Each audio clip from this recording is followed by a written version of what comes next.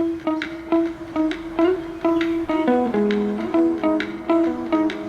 Friends, welcome to my channel. First time ನನ್ನ channel ನೋಡ್ತಾರೆ subscribe ಮಾಡ್ಕೊಳ್ಳಿ ಫ್ರೆಂಡ್ಸ್. ಇದೊಂದು ಡಿಸೈನ್ ಬ್ಲೌಸು ಫ್ರೆಂಡ್ಸ್. ಇದು ವೀಲರ್ ಇರಲಿಲ್ಲ, ಅದು ಸಿಗಲಿಲ್ಲ, ಹಂಗಾಗಿ ಪಿನ್ನಲ್ಲೇ ಈ ರೀತಿ ನಾನು ಆಲ್ರೆಡಿ ಕ್ಯಾನ್ವಾಸ್ ಮೇಲೆ ಮಾರ್ಕ್ ಮಾಡಿದ್ದೀನಿ. ಅದ್ರ ಮೇಲೆ ಮಾರ್ಕ್ ಮಾಡ್ಕೋತಾ ಇದ್ದೀನಿ, ಯಾಕೆಂದರೆ ಇದು ಬ್ಲೌಸ್ ಮೇಲೆ ಮಾರ್ಕ್ ಮಾಡಿದ್ದೀನಲ್ಲ, ಆ ಡಿಸೈನ್ ಆ ಥರ ಬರಬೇಕಲ್ವ. ಅದಕ್ಕೆ ಕ್ಯಾನ್ವಾಸ್ ಮೇಲೆ ವೀಲರ್ ಇದ್ದರೆ ಈ ಥರ ಮಾಡ್ಕೋಬೋದು. ಅದು ಅಂಗಡಿ ಮನೆಗೆ ಓಡಾಡ್ತಾ ಇರ್ತೀನಲ್ಲ, ಹಂಗಾಗಿ ಅದೆಲ್ಲ ಮಿಸ್ ಆಗಿದೆ, ಸಿಕ್ಕಲಿಲ್ಲ. ಹಂಗಾಗಿ ಈ ಥರ ಸೂಜಿಲೇ ಮಾರ್ಕ್ ಮಾಡ್ಕೋತಾ ಇದ್ದೀನಿ. ಅದರಲ್ಲೇ ಇದ್ದರೆ ಆರಾಮಾಗಿ ಮಾಡ್ಕೋಬೋದು. ಸ್ಕ್ವಯರು ಆ ಥರ ಇದ್ದರೆ ರೌಂಡ್ ಇದ್ದರೆ ಮಾಡ್ಕೊಬಿಡ್ತೀನಿ. ಇದು ಸ್ವಲ್ಪ ಡಿಸೈನ್ ಬೇರೆ ಥರನೇ ಇದೆ, ಹಂಗಾಗಿ ಸ್ವಲ್ಪ ದೊಡ್ಡ ಸೂಜಿಲಿ ಸುಮ್ಮನೆ ಹೋಲ್ ಮಾಡಿಕೊಂಡು ಮಾರ್ಕ್ ಮಾಡ್ಕೋತಾ ಇದ್ದೀನಿ. ಇವಾಗ ಮಾರ್ಕ್ ಮಾಡ್ಕೊಂಡಾದ್ಮೇಲೆ ಅದೇನು ಕೆಳಗಡೆ ಹೋಲ್ ಬಿದ್ದಿರುತ್ತಲ್ಲ, ಕರೆಕ್ಟಾಗಿ ಆ ಮಾರ್ಕ್ ಮೇಲೆ ನಾನು ಮಾರ್ಕಿಂಗ್ ಪೀಸಲ್ಲಿ ಮಾರ್ಕ್ ಮಾಡ್ಕೋತೀನಿ. ಅವಾಗೇನಾಗುತ್ತೆ, ಆ ಡಿಸೈನು ಕರೆಕ್ಟಾಗಿ ಅದೇ ರೀತಿ ಬರುತ್ತೆ. ಆ ರೀತಿ ಮಾರ್ಕ್ ವೀಲರ್ ಇದ್ದರೆ ವೀಲರಲ್ಲೇ ಮಾಡ್ಕೋಬೋದು, ಅದರಲ್ಲಿ ಇನ್ನೂ ಬೇಗನೆ ಆಗಿಬಿಡುತ್ತೆ. ಇಲ್ಲ ಅಂದರೆ ಇನ್ನೇನು ಮಾಡೋಕ್ಕಾಗುತ್ತೆ, ಇಲ್ಲದೇ ಇದ್ದಾಗ ಇರೋದ್ರಲ್ಲಿ ಅಡ್ಜಸ್ಟ್ ಮಾಡಬೇಕಲ್ವಾ. ಅದು ಅಂಗಡಿ ಮನೆಗೆ ಓಡಾಡುವಾಗ ಅದು ಅಲ್ಲಿಗೆ ಬೇಕಾದಾಗ ಅಲ್ಲಿಡ್ತೀನಿ, ಇಲ್ಲಿಗೆ ಬೇಕಾದಾಗ ಇಲ್ಲಿಡ್ತೀನಿ, ಹಂಗಾಗಿ ಇದಾಗಿದೆ. ಇವಾಗಿದು ಈ ರೀತಿ ಆದಮೇಲೆ ಇಲ್ಲಿ ಮಾರ್ಕ್ ಮಾಡಿದ್ದೀನಲ್ಲ, ಆ ಥರನೇ ನೀಟಾಗಿ ಮಾರ್ಕ್ ಮಾಡ್ಕೋಬೇಕು. ಆಲ್ರೆಡಿ ಇವಾಗ ಸೂಜಿಲಿ ಮಾರ್ಕ್ ಮಾಡಿದ್ದೀವಲ್ಲ, ಆ ಮಾರ್ಕ್ ಮೇಲೆ ಮಾರ್ಕ್ ಮಾಡಿಕೊಂಡು ಇದನ್ನು ಇದು ಫಸ್ಟು 2 ಪೀಸ್ ಇದೆ. ಇದು ಕ್ಯಾನ್ವಾಸು ಜಾಯಿಂಟ್ ಮಾಡ್ಕೊಂಬಿಡ್ತೀನಿ ಫಸ್ಟ್ಗೆ, ಯಾಕೆಂದರೆ ಇದು ಅರ್ಧ ಪೀಸ್ ಇತ್ತು. ಜಾಯಿಂಟ್ ಮಾಡಿಕೊಂಡು ಹಾಕ್ತಾಯಿದ್ದೀನಿ. ನೀವು ಬೇಕಾದರೆ ಡಬಲ್ ಪೀಸ್ನ ಫೋಲ್ಡ್ ಮಾಡಿ ಹಾಕ್ಕೊಳ್ಳಿ. ಇದು ಸಿಂಗಲ್ ಪೀಸು ಅರ್ಧ ಇತ್ತು, ವೇಸ್ಟ್ ಮಾಡಬಾರ್ದು ಅಂತ ಹಾಕ್ಕೊಂಡಿದ್ದೀನಿ. ಆಮೇಲೆ ತಿರ್ಗಿ ಅದಕ್ಕೂ ಸ್ಟಿಚ್ ಹೋಗಬೇಡಿ, ಅದು ಸಪ್ರೇಟ್ ಇರೋದ್ರಿಂದ ಸ್ಟಿಚ್ ಹಾಕಿದೆ ಅಷ್ಟೇ.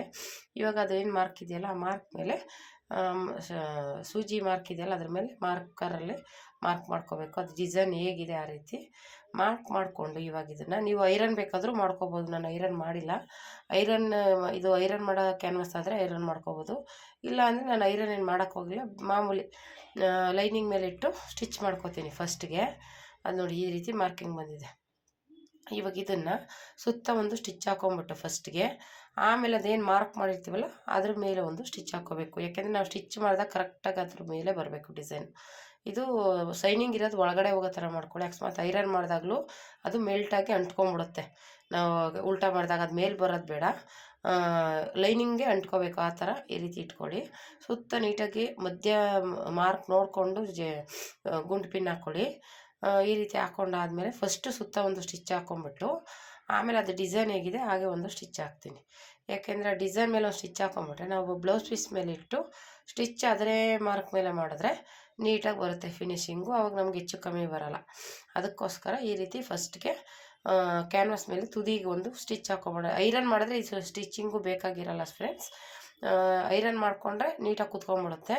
ನಾನು ಐರನ್ ಮಾಡದೇ ಇರೋ ಕಾರಣ ಈ ಥರ ಫಸ್ಟ್ಗೆ ತುದಿಗೆ ಒಂದು ಸ್ಟಿಚ್ ಹಾಕೋತಾ ಇದ್ದೀನಿ. ಈ ರೀತಿ ಸ್ಟಿಚಿಂಗ್ ಆದಮೇಲೆ ಆಮೇಲೆ ನಾನು ಹೇಳ್ದಂಗೆ ಆ ಮಾರ್ಕ್ ಮೇಲೆ ಒಂದು ಸ್ಟಿಚ್ ಹಾಕ್ಕೊಳ್ಳೋಣ. ನೋಡಿ ಅದೇನು ಮಾರ್ಕ್ ಇದೆ ಆ ಮಾರ್ಕ್ ಮೇಲೆ ನೀಟಾಗಿ ಒಂದು ಸ್ಟಿಚ್ ಹಾಕ್ಕೋಬೇಕು. ಅದೇನು ಡಿಸೈನ್ ಇದೆ ಅದ್ರ ಮೇಲೆ ಹಾಕ್ಕೊಂಡ್ರೆ ನಮಗೇನಾಗುತ್ತೆ, ಇವಾಗ ನಾವು ಬ್ಲೌಸ್ ಪೀಸ್ ಮೇಲೆ ಇಟ್ಟಾಗ ನೀಟಾಗಿ ಅದ್ರ ಮೇಲೆ ಸ್ಟಿಚಿಂಗ್ ಇರೋದ್ರಿಂದ ಅದ್ರ ಮೇಲೆ ಮತ್ತೆ ಇನ್ನೊಂದು ಸ್ಟಿಚ್ ಹಾಕ್ಕೊಂಬಂದರೆ ನೀಟಾಗಿ ಕುತ್ಕೊಳ್ಳುತ್ತೆ. ಆಮೇಲೆ ಫಿನಿಶಿಂಗ್ ನೀಟಾಗಿ ಬರುತ್ತೆ. ಈ ರೀತಿ ಕ್ಯಾನ್ವಾಸು ಒಳಗಡೆ ಹೋಗಬೇಕು, ಆ ರೀತಿ ಇಟ್ಕೊಂಡು ಸ್ಟಿಚ್ ಮಾಡಬೇಕಾಗತ್ತೆ. ಇದು ಸ್ವಲ್ಪ ಇಲ್ಲಿ ಕರ್ವ್ ಶೇಪ್ ಇರೋದ್ರಿಂದ ನೀಟಾಗಿ ಅಲ್ಲಿ ಸೂಜಿನ ಇಳಿಸ್ಬಿಟ್ಟು ತಿರುಗಿಸ್ಕೊಂಡು ಸ್ಟಿಚ್ ಮಾಡ್ಕೊಳ್ಳಿ. ಈ ರೀತಿ ನೋಡಿ, ಈ ರೀತಿ ಅದು ಸ್ವಲ್ಪ ಡಿಸೈನ್ ಇದೆಯಲ್ಲ, ಹಂಗಾಗಿ ಅಲ್ಲಿ ತಿರುಗಿಸ್ಕೊಂಡು ಸ್ಟಿಚ್ ಮಾಡ್ಕೋಬೇಕು. ಇವಾಗ ಇದು ಸ್ಟಿಚಿಂಗ್ ಇದು ತಿರುಗಿಸ್ಕೋಬೇಕು, ಸೂಜಿನ ಕೆಳಗೆ ಇಳಿಸ್ಬಿಟ್ಟು ತಿರುಗಿಸ್ಕೋಬೇಕು. ಈ ರೀತಿ ತಿರುಗಿಸ್ಕೊಂಡಾದ್ಮೇಲೆ ಆಮೇಲೆ ಇವಾಗ ಸ್ಟಿಚ್ ಹಾಕ್ಕೋಬೇಕು. ಈ ರೀತಿ ಸ್ಟಿಚ್ ಹಾಕ್ಕೊಂಡಾದ್ಮೇಲೆ ಮತ್ತೆ ಒಂದು ಬ್ಲೌಸ್ ಪೀಸ್ ಇರುತ್ತಲ್ಲ, ಆ ಬ್ಲೌಸ್ ಪೀಸ್ ಮೇಲೆ ಸ್ಟಿಚ್ ಮಾಡ್ಕೋಬೇಕು. ಇವಾಗ ಬ್ಲೌಸ್ ಪೀಸ್ ಏನಿರುತ್ತೆ ಇದಕ್ಕೆ ಬಾರ್ಡರ್ ಏನೂ ಇಲ್ಲ. ಈ ಬ್ಲೌಸ್ ಪೀಸ್ಗೆ ನೀಟಾಗಿ ಅದು ಹೇಗಿರುತ್ತೆ ಹಾಗೆ ಇಟ್ಕೊಂಡು ಅದ್ರ ಮೇಲೆ ಇದನ್ನು ಕ್ಯಾನ್ವಾಸ್ ಮೇಲೆ ಬರೋ ಥರ ಇಟ್ಕೊಳ್ಳಿ. ನೀವು ಕೆಳಗಡೆ ಬರೋ ಥರ ಇಟ್ಟರೆ ಅದು ಉಲ್ಟಾ ಮಾಡಿದಾಗ ಮೇಲೆ ಬಂದುಬಿಡುತ್ತೆ, ಮೇಲೆ ಬರಬಾರ್ದು. ಮೇಲೆ ಇಟ್ಕೊಂಡ್ರೆ ಉಲ್ಟಾ ಮಾಡಿದಾಗ ಒಳಗಡೆ ಹೋಗುತ್ತೆ.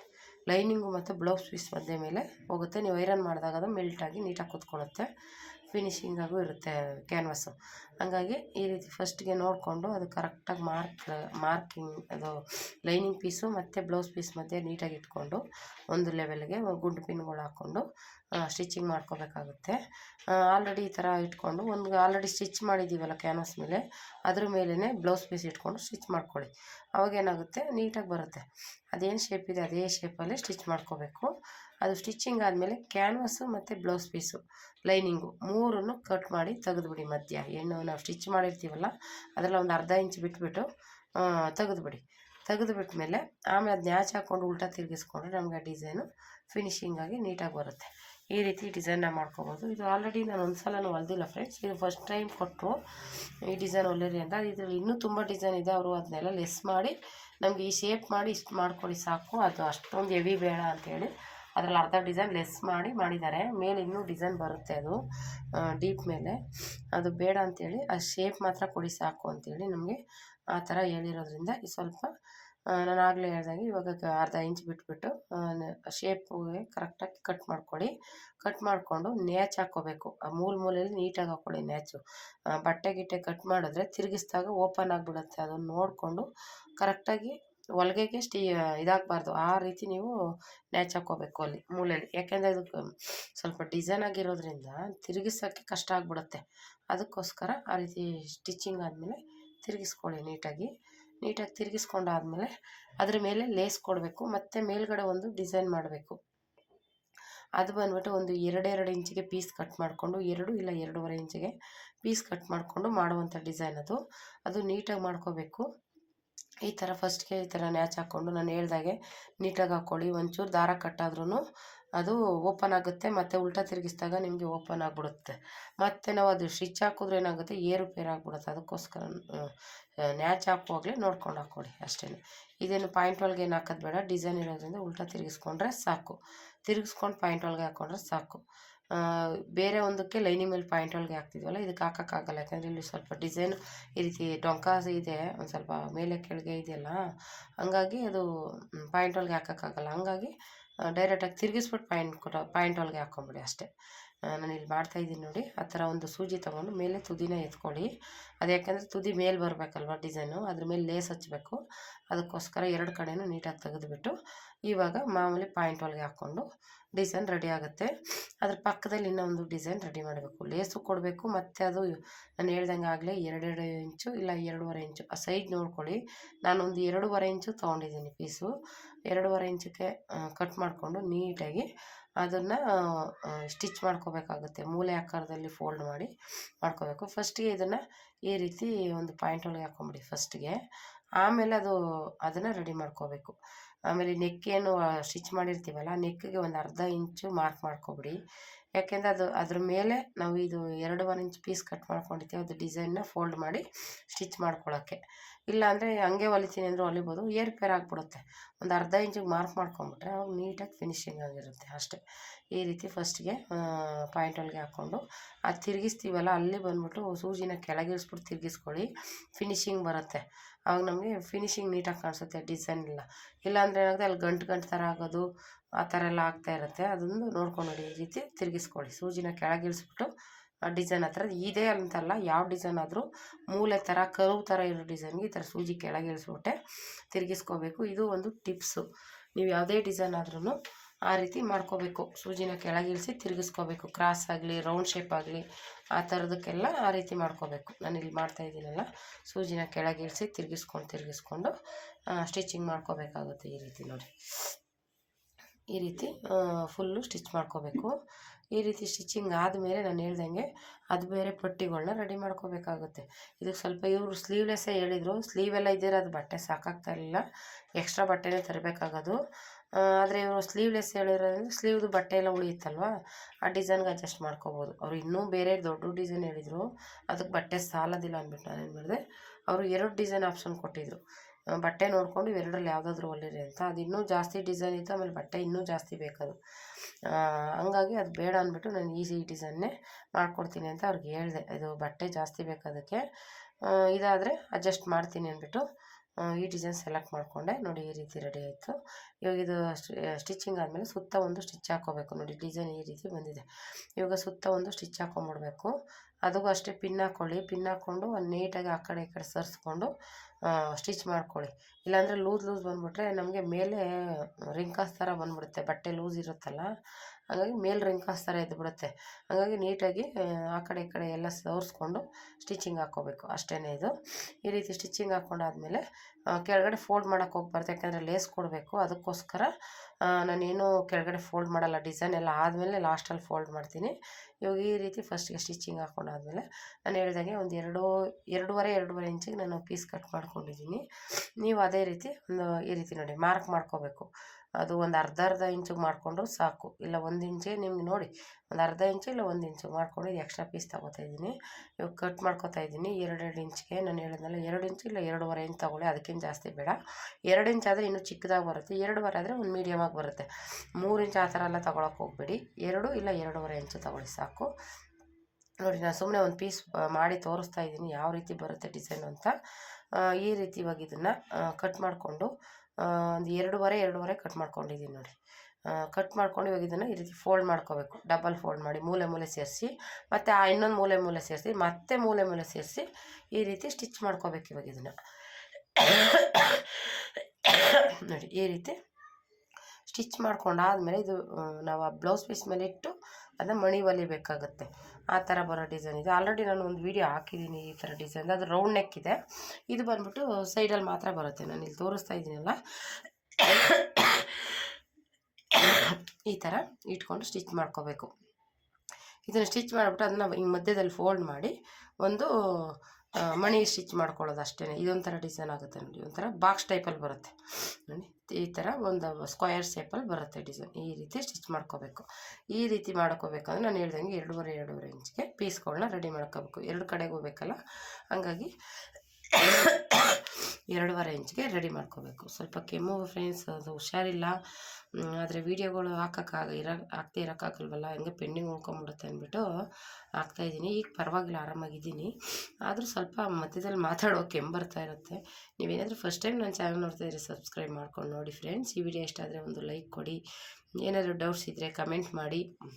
ನೋಡಿ 2.5 ಇಂಚ್ಗೆ ಈ ರೀತಿ ಪೀಸ್ನ ಕಟ್ ಮಾಡ್ಕೊಳ್ಳಿ.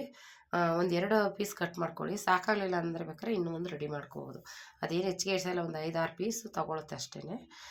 ನಾನು ಹೇಳ್ದಂಗೆ ಬೇಕಾದ್ರೆ ಒಂದು ಅಳತೆಯಲ್ಲಿ ನಾನು ಕಮ್ಮಿ ಅಳತೆಯಲ್ಲೇ ಗೊತ್ತಾಗ್ಬಿಡುತ್ತೆ ಇಷ್ಟಿಷ್ಟು ಸಾಕು ಅಂತ.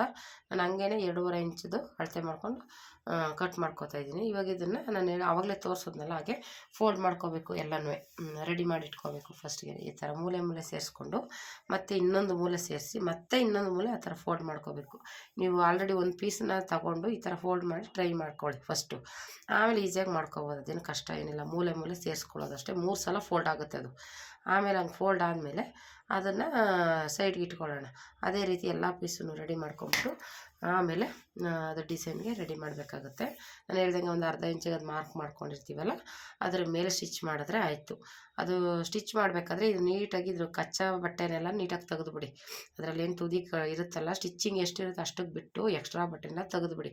ಅವಾಗೇನಾಗುತ್ತೆ, ಲೇಸ್ ಹಚ್ಚಕ್ಕೆ ನೀಟಾಗುತ್ತೆ. ಇಲ್ಲ ಲೇಸಿಂದ ದೊಡ್ಡ ಲೇಸ್ ಹಚ್ಚಿದ್ರೆ ಏನೂ ಆಗೋಲ್ಲ, ಚಿಕ್ಕ ಲೇಸ್ ಆಗಿರೋದ್ರಿಂದ ನೀಟಾಗಿ ಈಚೆ ಕಾಣಿಸ್ಬಾರ್ದು.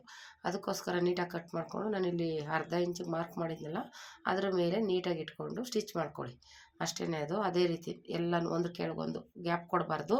ಅದೇನು ಪೀಸ್ ಸ್ಟಿಚ್ ಮಾಡಿರ್ತೀವಲ್ಲ ಅದ್ರ ಕೆಳಗೆ ಒಂದು ಸ್ಟಿಚ್ ಮಾಡಿಕೊಂಡು ನೀಟಾಗಿ, ಅಂದರೆ ಫುಲ್ಲು ಬರೋಲ್ಲ, ಒಂದು ಹಾಫ್ ನೆಕ್ ಡೀಪ್ ಇರುತ್ತಲ್ಲ ಅಲ್ಲಿವರೆಗೂ ಬರುತ್ತೆ ಇದು.